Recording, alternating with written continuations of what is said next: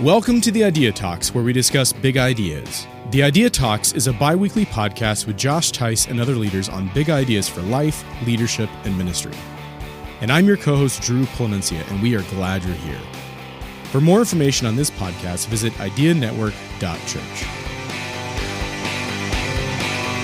Hey man, this is the part of the episode where we're supposed to advertise my book. All right. So what do you think we should say? I don't feel bad about it. It's not a shameless plug. It's literally your book. You've put a lot of work into it. That's a good point. So you need to pick up a copy. And hey, here's the thing. If you buy a copy and you didn't like it, right? Drew said he'll pay for you to ship it back. It's not what I said. At least an In-N-Out burger, I'll ship to them. You'll ship them. If it's on the East Coast, it'll be all spoiled, but it's fine. Hey, I'm in this book too. You are. You're actually in this book. And I say some things that people don't know about you. It's going to be great. I tell some stories. All right. Are you? Where can people find this book at? Oh, that's right. And what it's called. Okay, so you can pick up this book. Right. It's called The Quest for Friendship. The Quest for Friendship. Insert Galleon's music here. I'll do that in post. That really is what it is. Right. It's happening right now. It's weekly. The Idea Network publishing arm of our network has produced this awesome resource, and I really do appreciate it. It's exciting. It really is a discussion of friendship, and I want you to pick up a copy at ideanetwork.church in the shop tab. It's the very first resource at the very top. You can pick it up, and if you put in the promo code free shipping is yours. All right. Yeah. There it is. Go do it now. The Quest for Friendship. Welcome to this edition of the Idea Talks. Thanks so much for stopping by. On today's episode, we have a very special guest with us. His name is Dustin Gaines. This episode is taken from session audio from the most recent Idea Summit in 2021 here in Las Vegas. Dustin led a session for us on responding well to a church crisis. I'll give you a brief description of that session in just a second, but I want to tell you a little bit about Dustin first and what he does, and also a very special offer for all of our Idea Talks listeners. Dustin is a lawyer who oversees his firm's litigation matters related to churches, religious schools, and nonprofit organizations. Before going to law school, Dustin worked in church ministry and now has a diverse practice that focuses on general civil litigation and constitutional religious liberties matters. He will be a trusted friend and advocate for you during legal battles that you face in your church. In this session, he talks about responding well to a church crisis and how to do that. From staff failures to serious emergencies, church crises strike when you least expect them. In this session, he will discuss developing a response plan so you can lead through the first stages of any crisis with clarity and focus when everything seems to be falling apart. And he does just that in this episode. He has, honestly, some nuggets of wisdom that I think you and your ministries out there will find invaluable. And if you use Dustin as a resource, I'm sure he will find value for you as well. The offer that Dustin has for Idea Talks listeners is just this, and this is a message from his firm. The Church Lawyers is a law firm that understands ministry and church law. Our team of attorneys can help with all of your ministry's legal needs. As a podcast listener, you can sign up for the Church Lawyers client membership for $1,500 for your first year, which is a savings of over $600. You can contact the Church Lawyers at thechurchlawyers.com. I encourage you all to just do that and use Dustin as a valuable resource for you in the future. Without any further waiting, here is the session from Dustin Gaines. All right, we're going to go ahead and get started today. So good to see everyone. We get to work with churches all over the country. The analogy that I gave in the last session for those of you that weren't there is, our firm, if you think of the medical context, you have, doctors that have different practice areas. You have, your heart doctors and your bone doctors. You have your brain and your neuro and all of those things, different practice areas for different people. We've been able to break that out, and we have a whole firm full of attorneys that have different areas. We have people that specialize with real estate matters. We have people, if you have a governance question and you're trying to figure out how you want to go with governance structure, deacons, elders, you need new bylaws, statement of faith, articles, whatever. We have a guide, that's all he does. We have a whole crew of people, and we have different things that we'll each be able to focus on. So my specialty area, I get to work with all of our lawsuits. So anytime a church is sued or a church needs to sue somebody, that's what I get to do and get to oversee. We have a whole bunch of active cases all over the country, and all of them pertain to churches or nonprofit corporations. So It's quite an honor to be able to get to know pastors of churches of all sizes. And you never know when a lawsuit's going to come up, and when it does come up, it's not a fun day for a ministry leader to either have the process server waiting outside or to check the mail and hear exactly what's going to come. So it's been an honor to be able to get to know and to be able to work with some really great pastors and learn from them as they go through those different things. We have right now probably 30, 40 active cases that are going on, and it's pretty great to have a network of attorneys that we work with. If it's a state that we don't have a license in, we can pass that on and we can work and just provide some oversight that's there. Or we can file a motion with the court and we can actually do it ourselves, or we can, if we have enough business and the court will let us, we can actually get a license there if you don't have to take the bar exam again. Not a fun thing to have to do again. Once is plenty on that. So that's what we get to do. Like I mentioned, churches of all sizes, all the way, some of the bigger ones to, lawsuits don't really respect the church size all that much, because every time a church lawsuit comes, they're after the insurance policy and the insurance money that's there. So you have the same policy limits pretty much if it's a huge mega church or if it's a church of 100 people, and they know what they're going to try to get out of that. So as we think of a church crisis or a school crisis, I want you guys to think here for a second and just I wanted to be able to tailor this session in particular to what would be helpful to you guys. And then at the end, we can go through and we can talk through, when a crisis comes, and they're going to come to every church. They're going to come to every type of ministry. They could come to a certain department in your church. It could be something that is far-reaching that would impact your entire church as a whole.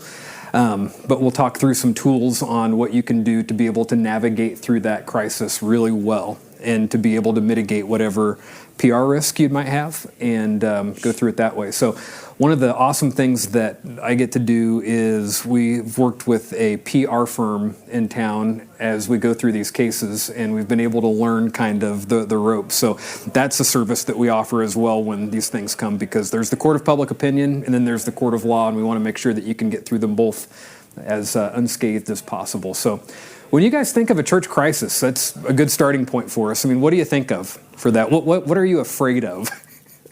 What is a good thing? And it's okay to be afraid of these things when you think of a crisis like that. Tony? Being accused of child Yeah. molestation, all those kind of things, just with people, the crazy world that we live in. It doesn't even have to be true anymore. It just has to be accusations to kind of destroy a church. Yeah, nope, you've got that right on. And that's the number one church lawsuit for many years and counting, with that. So, yep.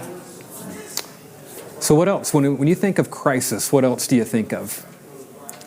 What are you afraid of for that? I'm afraid of it. Yep. Pastoral misconduct. I'm glad you put that caveat on the front. Yeah, no, that's a real one. And that one happens probably when we think of the word church crisis.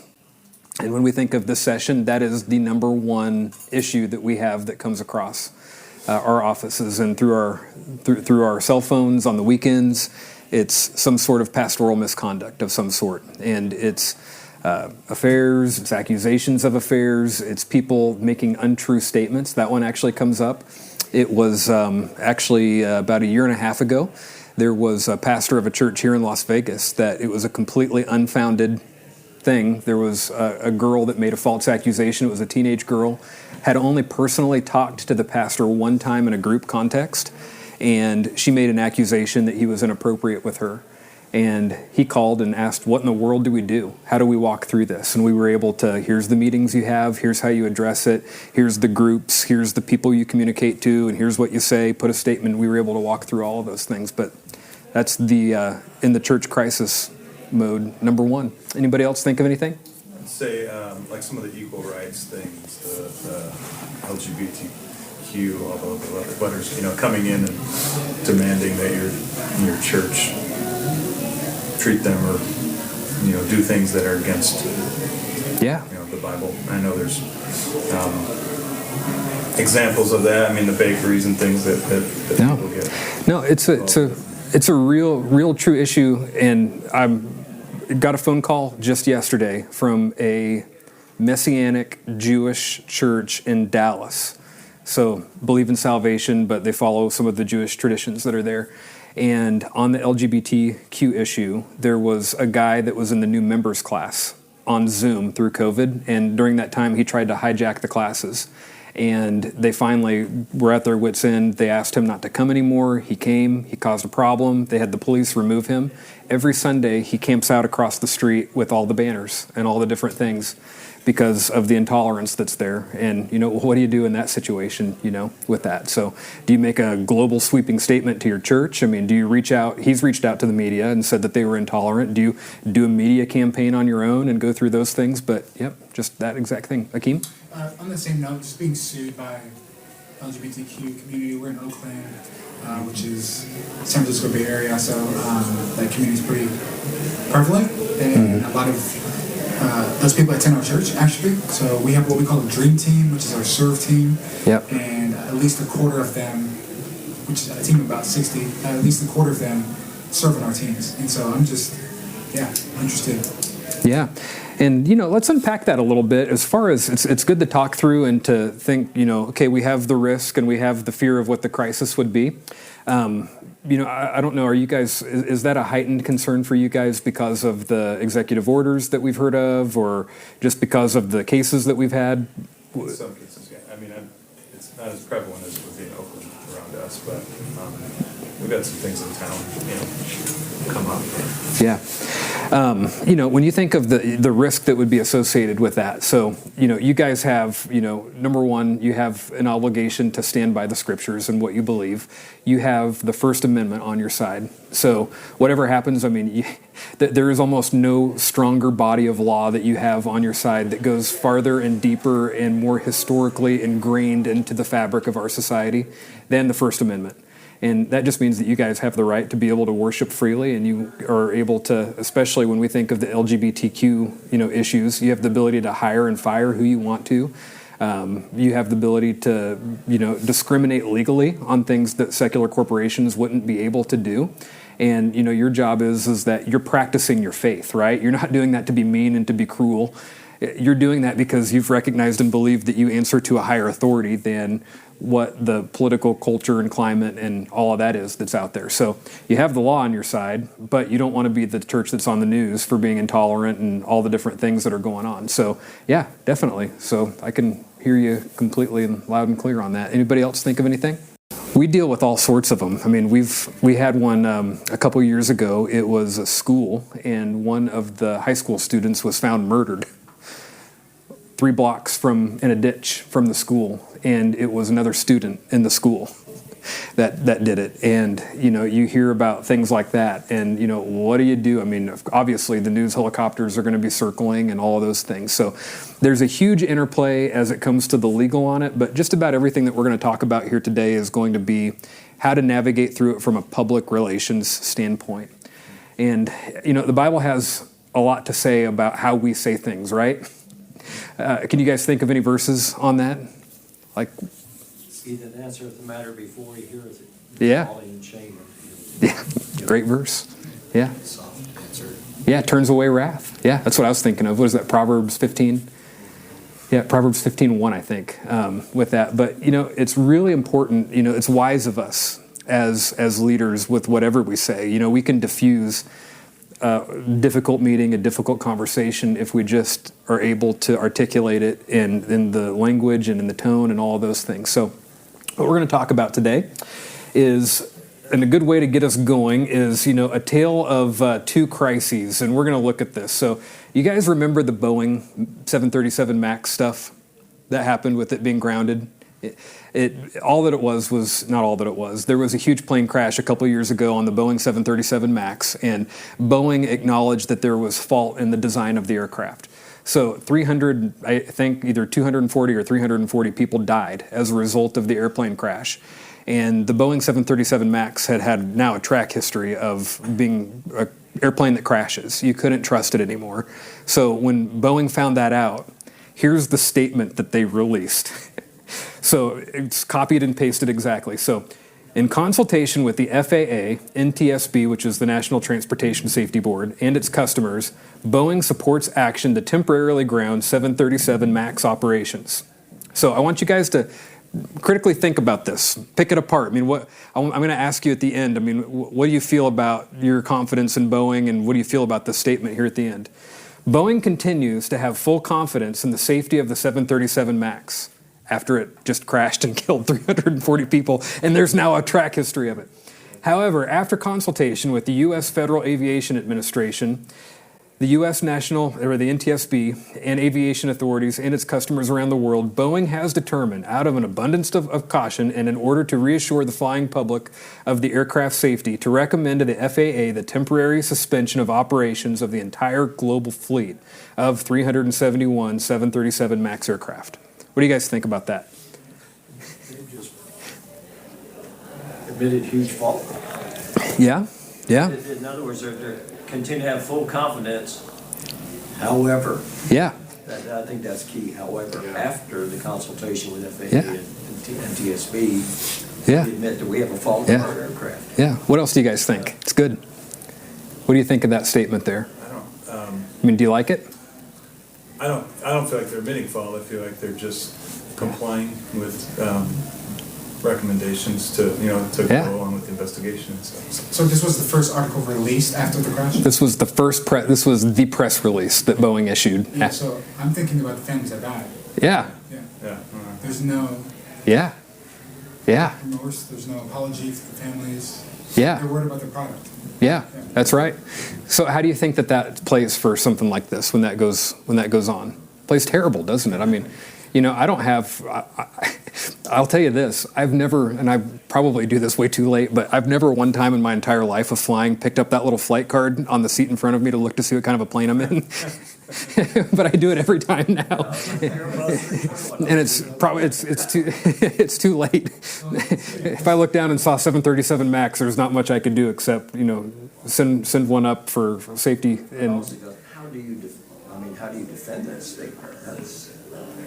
yeah, I mean, it's open for. And you as an attorney, how do you defend that statement?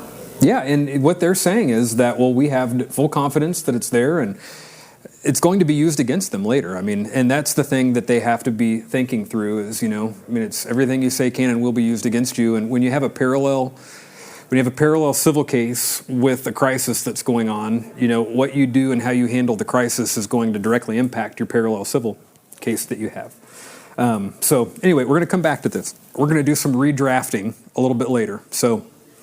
And go through this just a little bit more. So what we wanted to do, so the DNA of crises, when you think of them, we're not going to go through everything granularly here. So when you have a crisis, it's an absolute surprise. When you think of military strategy, the most successful military operations, are they the ones that, the enemy knew for a long time that we were coming? No, it was the element of surprise. I got to try on night vision goggles a few months back for the very first time. And man, what an element of surprise our military has been able to have, against the war on terror over there. Pitch black dark, but you can see just as clear as day, and they don't have any idea. Because the element of surprise, battles are won and lost there. And, when you think of how important this is for a crisis, we know that there is a huge element of surprise with it, but the whole purpose of this session today is for me to provide and for us to discuss together as a group what you can do to just have your bearings about you when everything seems to be completely disoriented.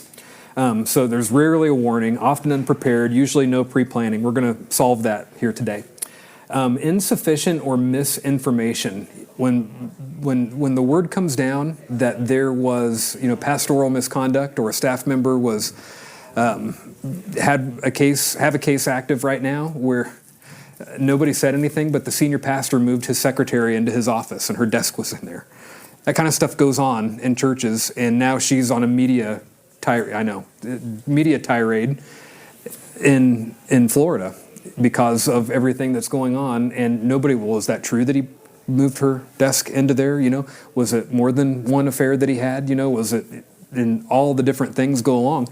And in that case, since it was the senior pastor that was there, it was the church leadership board that was left with everything and had to do all of the diligence on it. So no one knows all of the facts. It takes time to investigate. There's a lot of gossip that goes around. So it's helpful to know these things when you get into a crisis. don't jump to conclusions, because there is a fact-finding time period that you're able to go through. There's an escalating flow of events. So, the biggest one that y'all mentioned was, well, what if there's an accusation of an inappropriate adult volunteer or minor interaction? So, who knew? When did we learn? Has a report been filed against the police? How long has it been occurring? Are there other victims? Do we tell all of the parents, or do we tell just a handful? How do we address this to our staff team? What's the whole process with it? So you have to understand that when you think of a crisis, there should be a very purposeful escalating flow of events and different communication groups that you're going to need to talk to be able to walk through. So we're going to talk about that. So there's intense scrutiny from the outside, especially when it's a church case. I had a case in Tarrant County, which is Fort Worth and Dallas, and we had to mediate the case. And mediator is when they send both parties to two different rooms, plaintiff in one room, defendant in the other one, and then the mediator goes back and forth and tells each of you how bad of a case you have and tries to get you to come to the middle on it. And mediator, her name's Beth Krugler, and she's been doing mediation for 40 years, and her dad was a pastor. Her dad was a Baptist pastor, so she knows church. And she said that she has about 5 or 6 church cases a year, and she said that she can name every single one of them because the intensity, the passion, the emotion is unlike anything else. And it's because people feel like they're fighting for something that is so near and dear to their heart. So when there's a crisis, you have people that are hurt, or allegedly hurt, if you want to make it lawyerish. Then you have people that are, trying to defend things. So you have traditional media coverage, you have social media now. I mean, everybody is their own media outlet now. People go on and they go on social media blitzes and social media. I had a guy in the last session, he said, "What do you think of social media?" It was vague, and I'm like, I hate it. I don't like it at all. But you have everybody having a voice now, and they're able to go on, like the guy with the LGBTQ stuff, camping out outside the Messianic church. He goes on social media. I had them send me screenshots almost daily talking about how they hate people and it's not true. Skeptics who are looking to point blame at your church, You have the people, so the siege mentality. I mean, you have people, it is spiritual warfare. We can't ever discount that out of the whole process. Lots of spiritual warfare. I mean, of all the things that are going on in our world, the church is the only line of defense. You have, the disgruntled haters, we would call them, that, they're the people that might have left the church on not great terms before, and they're like, aha, yeah, and then they jump in and everything gets going. So it's really important just to think about all these things. We're going to hit the media stuff here a little bit later. So, what to do first? Do we tell superiors or keep it quiet? Can we be too slow or too fast? How do I communicate? Who do I communicate to? What is the magnitude of the damage? Will we survive? And all the while, so many churches get so caught up with this stuff that they fail to operate and function as a church in the long, drawn-out process. So just think, if a lawsuit comes to your church, what do you guys think the average life cycle is for a lawsuit? Like 2 years. Yeah, it is. 18 to 24 months. So you got to think, 18 to 24 months of the public information being out there about your church, about depositions, people on your team having to be deposed, they go into the conference room, court reporter, the videographer, lawyers, people are there, that's not fun. You've got, all the written discovery, you've got to turn over all your church paperwork, your policies, your procedures, all of the different things that are there. And it goes on for a long time, and churches get consumed with it. So you can't forget to keep that the main thing. So 5 most common crises: children's and student ministry, volunteers, media loves, especially, what's the hashtag for right now? Me Too, right? It's going on big time right now. We get more calls about crisis in this area than any other. This is a huge one too. It's when you have leadership transition. And a lot of people don't realize that your church needs to be very, very diligent about that transitional process. Because if you think of if you're left without your top leadership person that's there, that's a crisis for a little while. Because if you think of, statistically, when church splits happen, they're going to happen when new pastor comes in and old staff members that were there under don't accept the new leadership style, and they end up wanting to leave and, go through all of that. And you can spin your wheels or have absolute crisis and catastrophe for a long time. worship leader is the other big one. And in a lot of churches, worship leader resignation is pretty equal to lead senior pastor resignation just because of the relationships that have been built. I mean, just think of Ryan. I mean, it would be a huge thing because of the influence and, the person that has led people in worship. So leadership team, volunteer staff and conflicts, just understand that is crisis. And it's better to err and to be on the side of, okay, I'm going into a crisis zone without blowing something small up and making a mountain out of a molehill, and you treat it with some diligence and with a plan, than to just go through it. Incidents and accidents on church property, camp accidents. You have kid at camp. Our church had a kid that rolled out of the top bunk and broke his arm and collarbone because the camp didn't have the bar on the side. Rolled right out in the middle of the night, and that happened, and parents are posting things on social media, It was a third-party camp, I can't believe that church didn't even take the time to go and investigate the cabins and make sure that my kid wouldn't roll out of bed. Do y'all go and, Kirby, you probably do. You're with a magnifying glass. You would do that great. But, you have those things, bus accidents, had a couple of those, tire that would blow out. You have the van that would roll. Back in 2013, we had that case, and you have deaths, you have traumatic brain injuries, you have all that stuff with it. And now you as the church are hundreds of miles away, and you have news reporters showing up. Man, and now the questions come in. What did you do for that van? Who maintained that van? Who bought the tire that exploded on the back? Thankfully on that one, it was a tire that was under recall, and Sam's Club didn't catch it. They didn't, when they took it in for service, they just missed it the entire time. Accident in the parking lot, slip and fall on campus. We joke about those a lot, but those are real things that happen. Have one right now, doormat company, Airmark. You guys ever heard of the uniform and doormat? Airmark came, dumped a doormat down.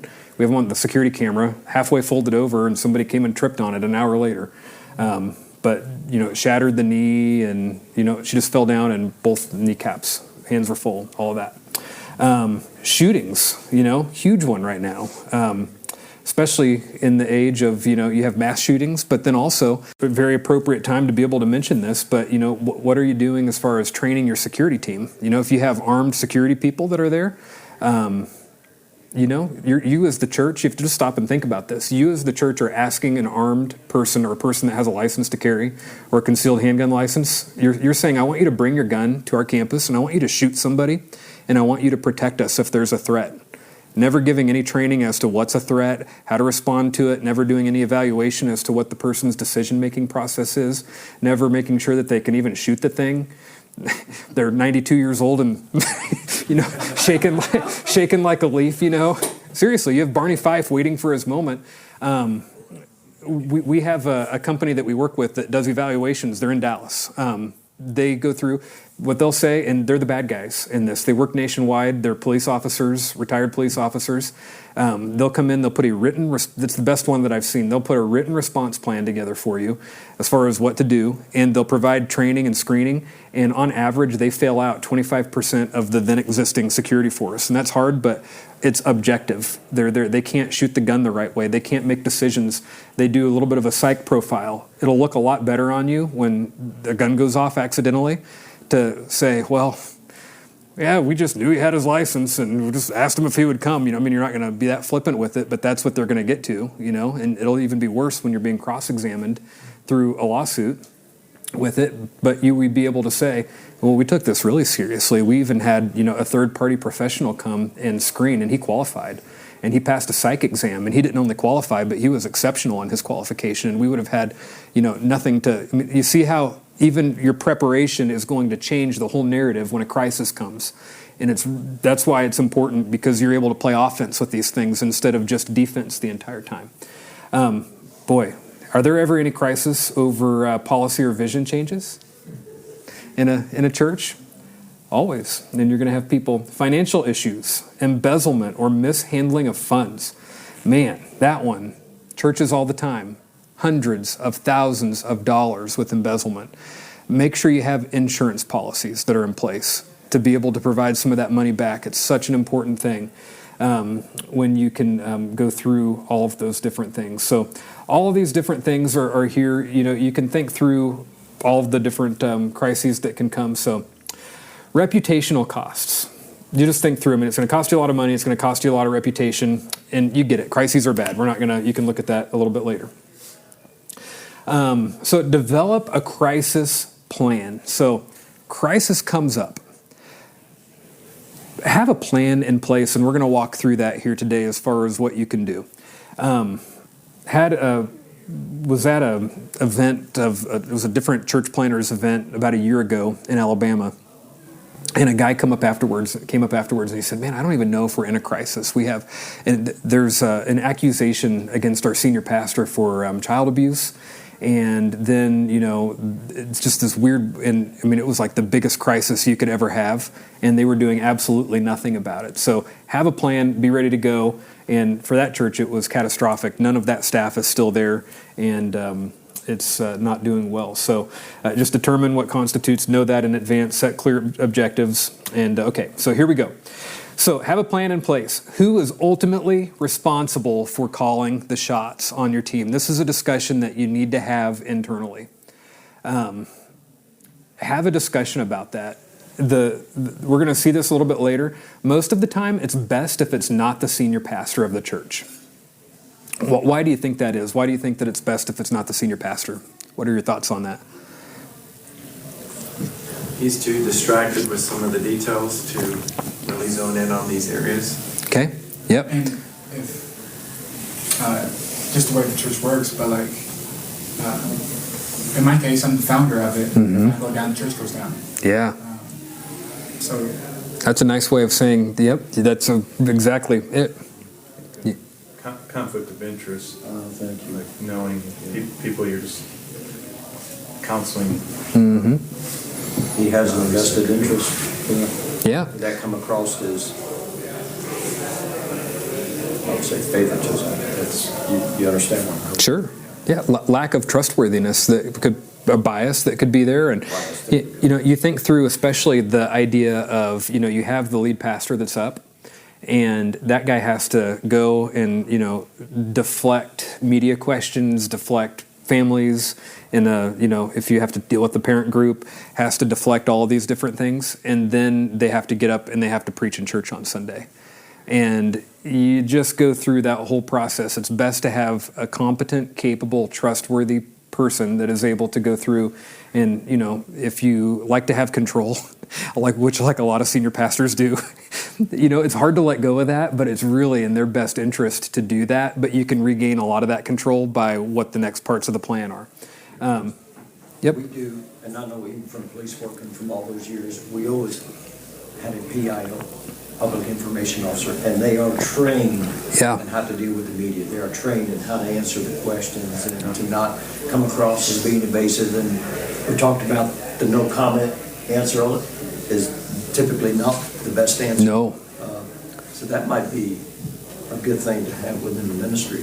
I don't want to call it an officer. I think it's public information. Yeah. Did you say that on that same lines, it's kind of like almost what the pastor is responsible for? So, like you just explained, if I have to do counsel and advise for this and I have to manage everything else and then get up and speak, and it's supposed to be this person that's calming the situation, they have a conflict of interest because they see that I'm doing both. Yeah. And it's kind of... Yeah. And you're in a unique spot too. I mean, just starting out and, you don't have the benefit of this giant team that's out there, and it might be maybe one of your elders or one of your deacons or one of your directors, whoever it would be within your, your organization there. So, just put together a team that you can have, and you'll have a couple of people probably dubbed that would be, it's good to not even limit it to one person in advance, because what if it's that person that's involved, then you don't have anybody else that's really gone through that mindset and those types of things. So who is on the crisis team? So this is who you need to have. You need to have a group of your staff, security director if it applies. Your deacons or your elders, obviously anybody with the word pastor behind or in front of their name as a title, they're going to want to be there. Your legal team, and that's going to go synonymous with PR as well. And then your insurance company is really important as well, because you'll be able to have the ability to make sure you have coverage for things. And one of the things that I get to do at our firm is, I'm in Texas. There's only a handful of lawyers. When anybody has a Church Mutual, Zurich, or Brotherhood Mutual claim, they'll assign cases and I get to handle those. And you can do things in media statements that can jeopardize what your insurance coverage would be.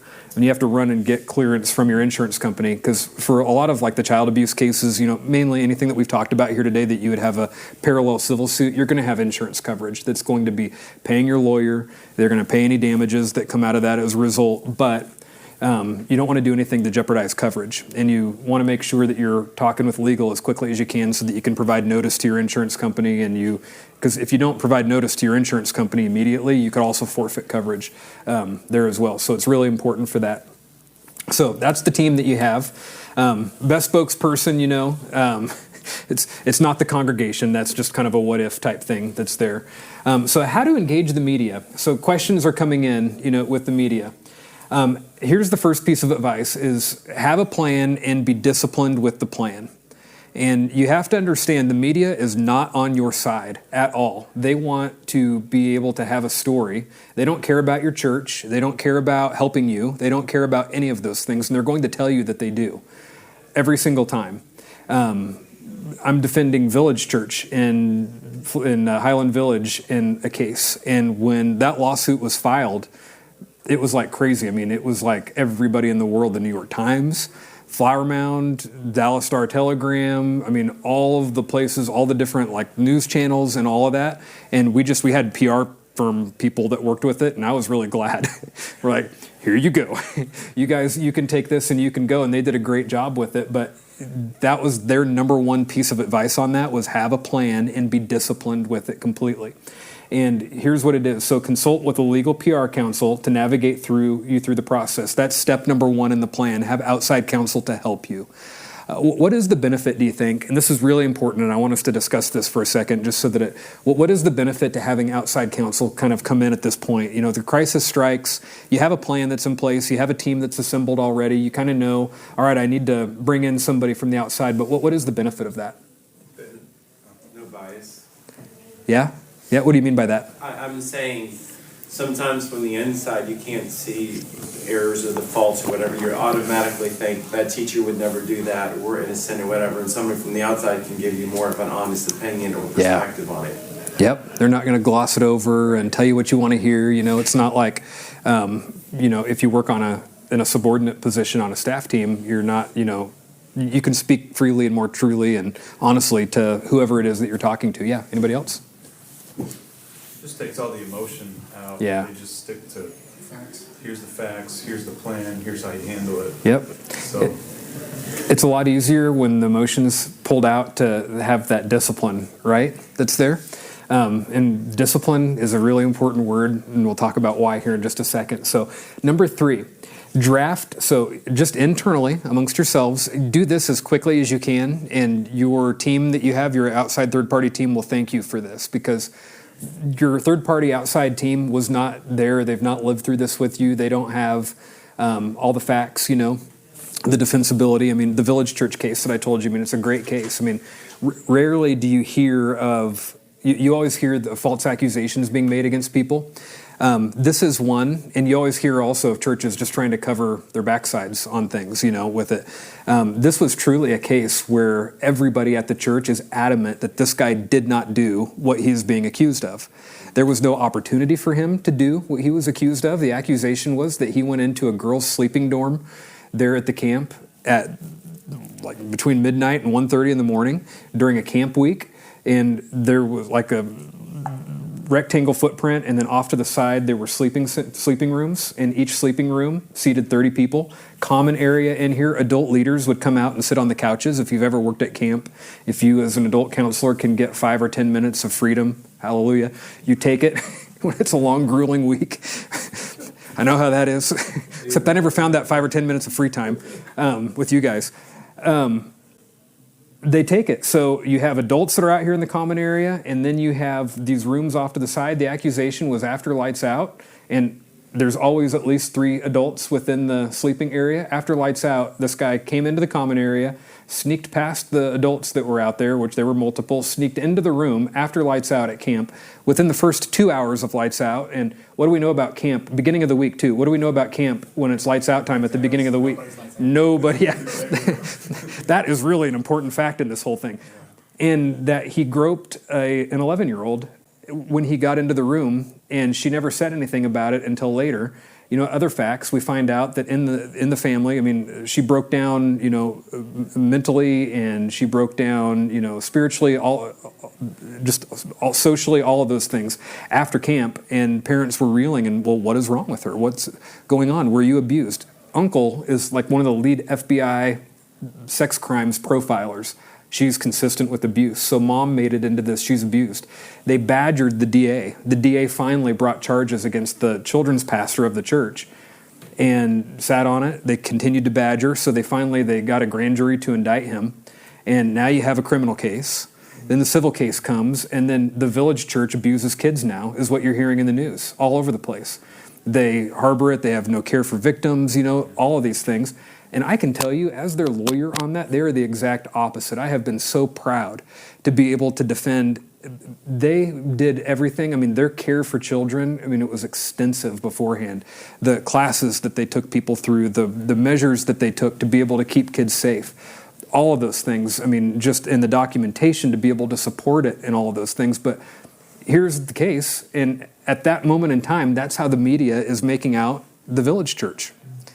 And it's frustrating because in the criminal case, you didn't get the report. I don't know if you followed that case at all, but 2-3 months ago, the DA's office goes into the criminal court case, and she gets up and she calls her own special motion, and she says, Judge, I want this case to be dismissed. At the time that the charges and these accusations were made, there was no probable cause to support even an arrest.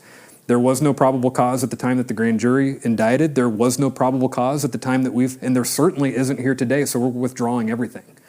And did you get that in the news if you followed that case at all? That's not been something that's come out with that. And that's how these things go through the process with all of this. So it's important to be able to have a plan, and they've stuck with their plan from the very beginning. We don't believe that this happened, and boy, what a fine line that is, because you have an 11-year-old girl who's now 18 that is complaining of, one of the most horrible things that can happen to somebody. If you think of abuse happening, that's bad, but it's even worse when it happens at church. It ruins and messes up that perspective of church for that person's entire life moving forward. So they had to go through, and if you just go back and you look, they have even archived. It's a great example to see how they have weathered through and are content. The civil case is ongoing with that. So, what is that criminal case? What's that? What is that criminal case? State of Texas versus Tonne, T-O-N-N-E, Dallas County. You can pull the order where the DA said all that. Matthew Tonne is the guy's name. So you really have to go through and make sure that you do all that. So the best thing that you can do, this is your chance with your circle of people to draft what your version of the facts and the story are. And get that together, keep it as concise as possible. Nobody likes, 2-3 pages of single spaced, 10 point. Nobody likes 2 or 3 pages of 12 point, 14 point font. Try as hard as you can to put everything and get it down to 1 page. Best you can for that. Then send it to your PR legal team and just be prepared. Send it to your internal team, send it to your legal team. And Village Church, we had conference calls 11:30, 12 at night going through their initial statements that they would do. I don't like this word because it portrays, and that's the level of care to go through these things. And those statements are so important because once you issue the statement, you submit the written statement and you live by the written statement. So media calls. I want to know, about this case. You've got whatever, all those different media people that are out there. No comment. Is that what you say? No. You say, thank you so much, for requesting and for wanting to, be a real journalist and report on the facts. We want to provide a written statement that we feel best is going to be the most thorough and detailed factual statement that we can provide you as the media. And we'll get that to you. Well, we're going to go to print without you. Okay, well, let me know when you're going to go to print. Again, they're not there to help you. They're going to say, it'll really help you. We're going to rehabilitate you, We're going to be able to get all this out. They never want to do that. And you don't, if they run it to print, you can submit your statement to them, and then follow-up questions after that, you just refer back to the statement every time. You don't get engaged in answering a bunch of questions. Somebody shows up at church on Sunday, the news crew does. You have your designated person that's there. Train your entire team on how to deflect everybody in a kind way to the designated spokesperson that you've already appointed. That way you don't have a team member, I'm not supposed to talk about that because it's bad for us. No, you train everybody that's there. If they're a staff member, hey, we do have, thank you for coming today. We greatly appreciate it. Nathan Acker is our designated person that we've asked to interface and just to work with the media. Let me go find Nathan, and if you just hang tight, can I get you some coffee? Oh. Well, if you can just hang tight for a few minutes, we can make sure that Nathan is over here. Nathan gets there. Hey, Nathan, what do you think about this? Oh, yeah, well, thank you. We've provided a written statement, and that completely encapsulates everything that we'd want to say on the matter. And what you're doing there is you're isolating everything into your version of the narrative, and they're not going to be able to take anything that you say out of context outside of that statement. And it's so easy to pull anything out of context, to stop a recording, to cut, to edit, to only air a certain written or verbal statement that somebody says. But when you have the entire written one, that's the way to go. What about that helpful church member that just really wants to help? Shoot him. I'm just kidding. That they find who's more than willing to go to bat for the church. There's really no way around. Yeah. Because I know you have your team, but there's really no way around. And then they speak. Yeah. And then it's damage control, and they have to do that. Yeah, and there might always be something like that. You have a leaker that just kind of says something that's not authorized, and that's where your written statement, you're just going to have to, the credibility of the church will have to kind of hang for itself. And sometimes, it's not understood that they're speaking on behalf of the church, with it, unless they're one of those disgruntled people from the past. And then that's something that really should be addressed within the statement, or a follow-up if that would even be appropriate. Sir? So I just have two things to add. One is just if you have an employee handbook, having a statement in there that kind of sets out the procedure for this. So it's good. You may have a bad faith actor that goes out, but at least you've had an initial conversation when you read that handbook to say, here's the point person. Somebody else is allowed to come and press. Yep. But I thought it was a great example of Village Church. I had a bad example of this, and I think it just emphasizes the point of allegation youth pastor molested a minor on the church property. And I generally think pastors are very sophisticated. You have to deal with a lot of emotional moving parts. But I think the church's thought was they were going to show how deeply they condemned this action by comparing the youth pastor's actions to Hitler and Nazi Germany. But in the way it was written, it ends up kind of casting a pall back on the church. And by the time we get involved, I'm just like, comparing your youth pastor to Hitler is probably not great. Yeah. No.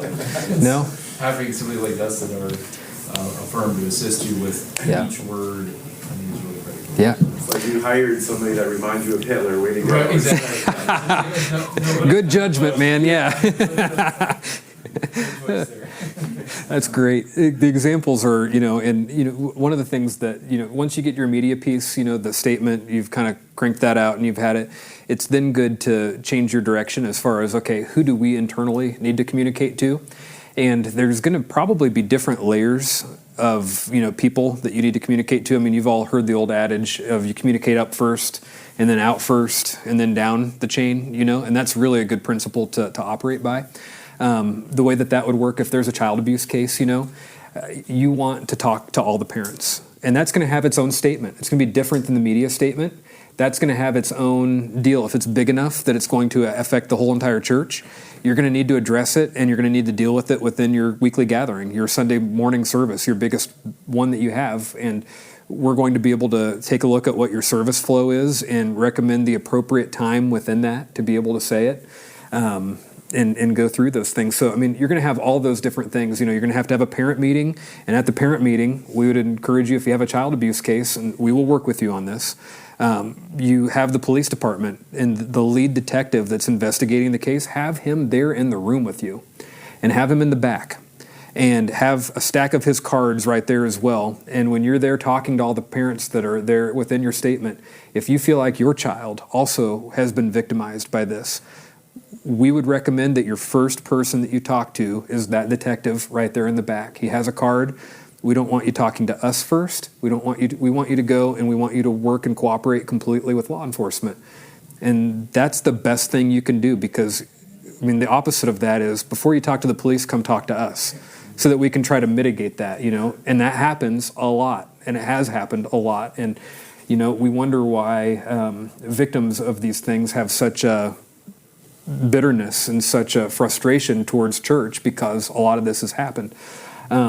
So know your different messaging groups that you're going to go to. And then the last thing that I would say, the rest of the stuff that's going to be here in the slides, is, truly have a dedicated and mindful, if it's a child abuse situation, approach to try and care for the victim. They're the ones that are always forgotten with these things. It really truly is rare in the case where you have the false accusation that's made. Most of the time it's going to be very open and, obvious to you that this did indeed happen. And a lot of times with these things, there is even a confession that will follow. The way that the Holy Spirit works in people, and a lot of times they'll just confess to it. So that there was something that happened that was bad. And, a lot of churches are afraid to care for the victim because they're not afraid, or they're not sure how that's going to impact their civil liability in the matter. And, civil liability is nothing in comparison to shepherding and caring for somebody who was emotionally murdered almost with what happened to them. I mean, psychologically what happened to a child that was abused at the hands of a church leader. And when we get into the, protect mode more than we do the, what can you do? You should offer counseling, check with your insurance company. Even if there's not a civil claim, your insurance company, in most cases, especially if you have a church mutual policy, they'll give $15,000 to $30,000 that you can just give them for counseling. And they don't get a check, but the counselor will be paid. So, and it's really good to do it outside of your church too. Find somebody that's a good counselor, they're licensed, meets the requirements of whatever the policy would be, and have the care that's done there. And then care for the family, care for the parents, they're victims as well through this whole process. So don't ever forget that. It's just the opposite most of the time. Everybody is worried so much about the accused, weirdly, and the victim is left behind. And when I was an intern in law school, I went to a sentencing, or not a sentencing, it was like the verdict day for a case like this in a civil case. And the accused had a completely full side on his part of the courthouse, and there was the family all alone on the side, church staff, everybody over there with the accused guy. And nobody, there's a little girl and mom and dad all by themselves over there, nobody at all. So just keep that in mind, when you think of how a crisis kind of unfolds. So last thing I wanted to mention before we do some questions, you're going to get all these if you just do the text thing. And we've redrafted Boeing. So that's the way we've just taken we sent the Boeing thing to our professional PR people, and they took a crack at redrafting it. So if that doesn't make you want to download it, you can. So one thing that I wanted to mention is, our firm, we're very thankful to be able to work with churches. We have lots of different clients. One of the things that we want you to know is that 99% of the time, legal matters are extremely urgent and they come up immediately. We want you to know that when you have a need and you put an email out there or you put a phone call through, if you're a part of the client membership program, we have a whole team of people. You're going to get a call back. You're going to have an attorney that is there with a deliverable product for you within whatever the reasonable time is. If you get served with the lawsuit and you wait till like the day an answer is due, that might be a little bit of a different, situation. But, we're here to be able to help. You can expect to receive on-time, quality legal services, and that's a great thing. And we've made it really affordable. It's normally $2,100 for the entire year. It's only $1,500 for the membership for the first year that you have. And what that $1,500 is going to get you, it's going to get you an hour of attorney time in the hopper every month. So pick up the phone, know you have an hour. We'll put you on, it's called the legal compliance review process. We have a staff member, all she does is she's going to reach out and communicate with you to request your documents, and she'll put you on a monthly schedule for your first year. So month 1, you'll speak with Attorney Goodspeed about your bylaws. Month 2, you get me and we talk about your insurance policy. Month 3, you get real estate documents. And it's just this comprehensive, we're able to look through. Now, there's probably going to be some work that needs to be done as a result of looking through everything, but it's like you go to the dentist and you get your exam, and we're able to put that on a plan, and we're able to work on what you can afford. So it's a good thing with no surprises that are there. And we have forms. You're like, I don't have a child abuse prevention handbook. We'll say, here you go. This is a great one. Customize it. I need my bylaws updated, but I don't want to pay you guys to do the whole thing, you know, or I do want to pay you guys because I don't want to deal with it, or I need an employment handbook. However you want to do it. We will do it, or we can send you a template, you can do it, and then we'll review it at the end to make sure that it's good. We have trainings, webinars, you know, those types of things. And then the biggest thing is just you have somebody to call in the heat of the moment, and we're there. So wanted to mention that. It's in the slide deck, or you can just go to thechurchlawyers.com and you can find our website. So we have a couple seconds. Anybody have any questions before we break on it? Anything at all? Got me and Josh, so stump the lawyers, like we talked about last time. It's not as much a question as much as I'm, after sitting here today, I mean, I already knew this, but I'm really thankful for people like you, because it could be so, you know, you could tend to try to not minister to people because you're so afraid of all these things that will happen, where you close your doors, you try to avoid any conflicts, but just knowing that there's people that know that side of it, churches can still have open arms and love people and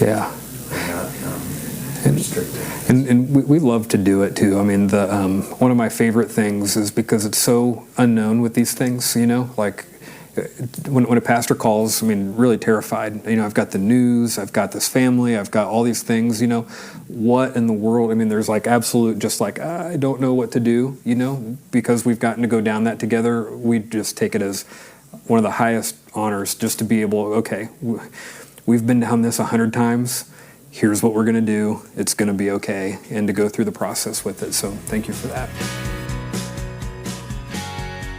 Thanks so much for listening to today's Idea Talks.